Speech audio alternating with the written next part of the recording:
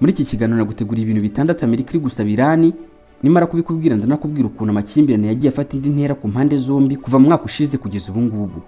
Ibyo Amerika isaba n'uburyo ibisaba ni nk'igitutsi gikomeye kuri Iran. Ni nayo mpamvu Minisitiri w'Ububanyi n'Amahanga wa Iran mu minsi ishize yavuze yuko nta diplomasi ishobora kugira umusaruro hakiri iterabwoba, yongeraho ko Amerika iri gusaba ibidafite ishingiro. Warakoze cyane kurikira JTM4 ndi Jean de Dieu Tumukunde, wibuke gukanda subscribe niba utarabikora. Reka dore ku bintu bitandatu Leta Zunze Ubumwe za Amerika iri gusaba Iran. Icyambere kibanze no guhagarika gukungahaza uranium cyangwa se kubigabanya cyane. Washington ifite impungenge ko gukungahaza uranium ku rwego rwo hejuru byatuma Iran ishobora gukora intwaro za nucleaire, nubwo Iran ivuga yuko porogaramu yayo igamije gusa gukoresha ingufu mu buryo bw'amahoro. Izi mpungenge nizo zashingiyeho mu masezerano y'umwaka wa 2015 azwi nka JCPOA magambo ahinnye y'Icyongereza, Joint Comprehensive Plan of Action. Aya n'amasezerano kandi azwi ku izina ry'amasezerano ya nucleaire ya Iran.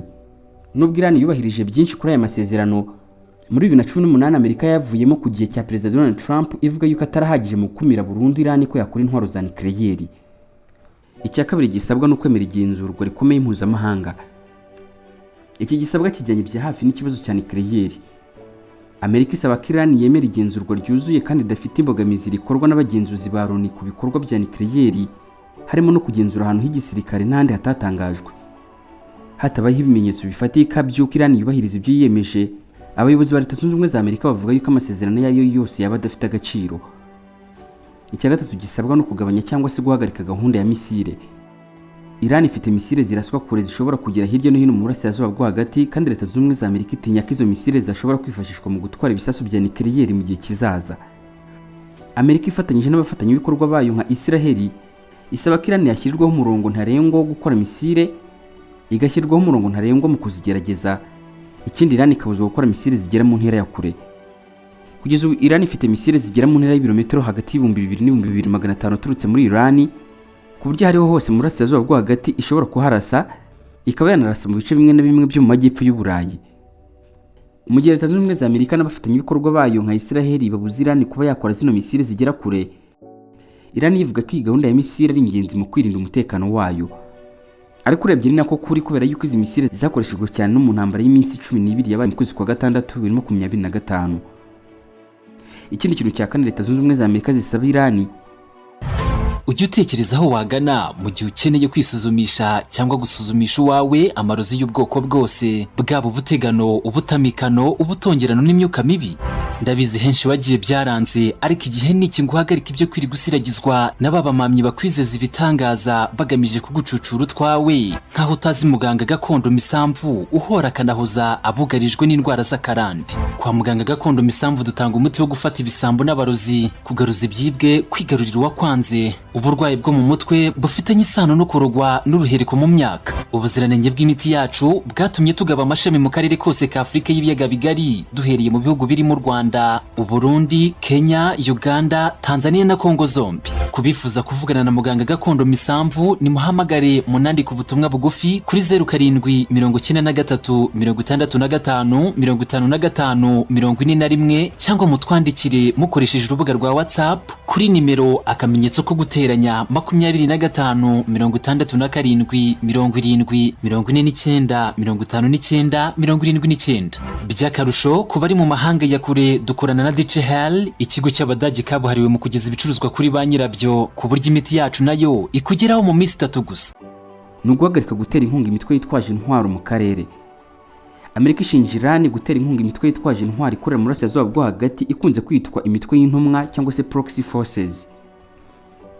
Iyi ni imitwe irimo Hezbollah muri Libani, Hamas na Islamic Jihad bo mu bice by'Abanyapalestine, inyeshyamba z'Abahuti muri Yemen, hamwe n'imitwe itandukanye yo muri Iraq na Syria.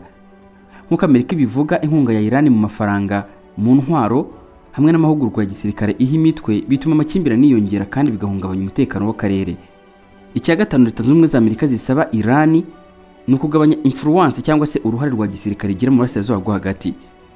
Uretse imitwe yitwaje intwaro, Amerika ishaka ko Iran igabanya uruhare rwayo rwa gisirikare igira mu karere, cyane cyane Iran igakura ingabo zayo muri Syria, Iraq, Libani, Yemen n'ahandi. Ahanini zino ngabo zayo zikaba ziriyo mu buryo bwo guhugura cyangwa se gutanga ubujyanama, ikaba inafasha imitwe itandukanye. Washington ivuga yuko ibikorwa bya Iran bihungabanya umutekano w'inshuti za Amerika, cyane cyane Israel n'ibindi bihugu byo mu kigobe cya Perisi. Ikindi kintu cya gatandatu Leta Zunze Ubumwe za Amerika zisaba Irani ni ukurekura abafunzwe no kubahiriza uburenganzira bwa muntu. Nubwo atari byo byibandwaho cyane mu biganiro byose, Amerika isaba kandi ko Irani irekura abanyamerika n'abandi bantu bafite ubwenegihugu bubiri bafunzwe, ikanateza imbere iyubahirizwa ry'uburenganzira bwa muntu. Ibi bibazo bikunze kugarukwaho mu biganiro bya diplomasi kandi bikaba bifite akamaro kanini cyane mu bya politiki y'imbere muri Amerika, nubwo biza ku mwanya w'inyuma ugereranyije n'ibibazo by'umutekano. Dore urukurikirane rw'izamuka ry'umwuka mubi hagati ya Leta Zunze Ubumwe za Amerika na Irani guhera mu mwaka wa 2025 hagati kugera muri izi ntangiriro za 2026. Mbere na mbere mu ntangiriro za 2025, ni ukuvuga mu kwezi kwa mbere n'ukwezi kwa kabiri, hatangiye kuba impungenge kuri porogaramu ya nucleaire ya Irani. Mu ntangiriro za Mutarama 2025, abayobozi batandukanye ku isi bagaragaje impungenge ku muvuduko Irani irimo mu iterambere rya porogaramu yayo ya nucleaire. Perezida w'Ubufaransa Emmanuel Macron yavuze yuko Irani iri hafi kugera ku rwego rutagarukwaho, agaragaza ko Tehran ishobora kuba ifite uranium ihagije ishobora kuba yakoreshwa mu gukora intwaro za nucleaire mu gihe yabibyifuje. Ibi byatumye baho impaka n'impungenge mu bihugu by'i Burayi ndetse no mu bitangazamakuru bitari by'ibihugu by'uburengerazuba. Zakomeje kugaragaza ko zifuza amasezerano mashya nucleaire azabuza Burundi Irani kubona intwaro za nucleaire. Ariko Irani yasubije yuko itazigera ijya mu biganiro mu gihe Leta Zunze Ubumwe za Amerika ikomeje politiki y'igitutu gikomeye cyangwa se maximum pressure n'ibindi bihano by'ubukungu. Tehran yashimangiye ko ibiganiro byo mu buryo butaziguye na Washington bitashoboka keretse habaye ihinduka rikomeye mu miyoborere ya Amerika. Reka tujye muri Werurwe 2025 cyangwa se mu kwezi kwa gatatu 2025.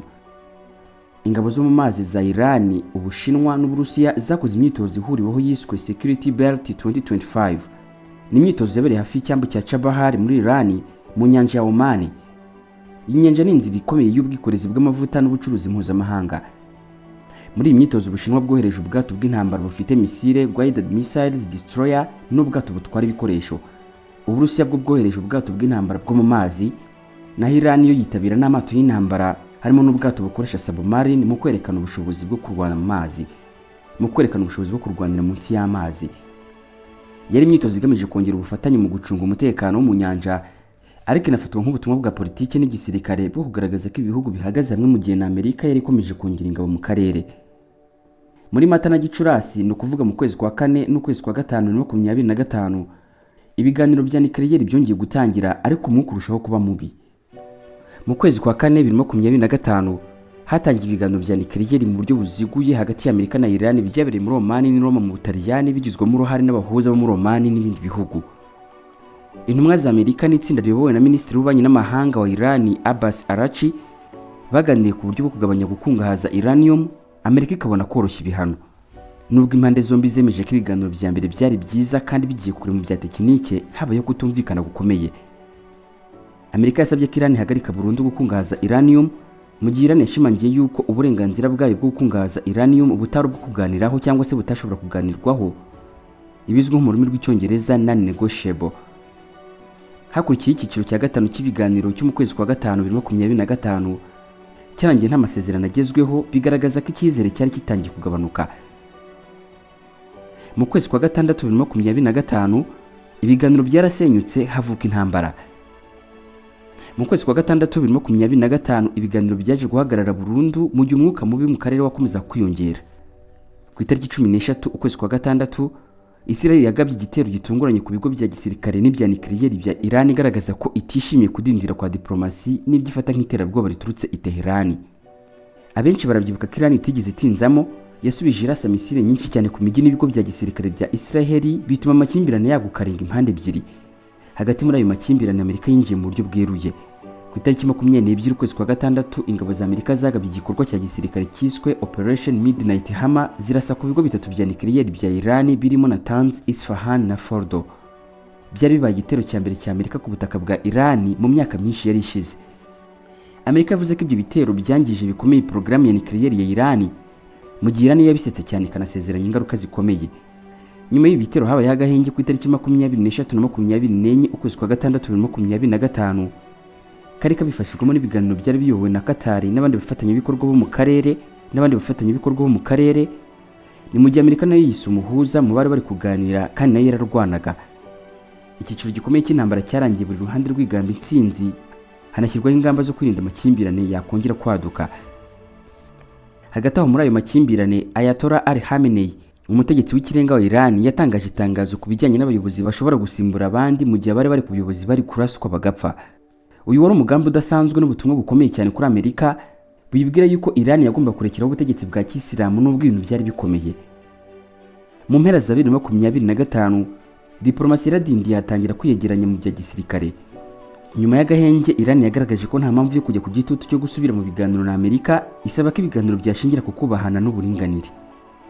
Tehran yanenze ibisabwa na Amerika, ivuga yuko bidahwitse, inashimangira ko ibiganiro by'uburyo butaziguye cyangwa se biri direct byashingira no ku ruhare rwa Israel mu bibazo by'akarere.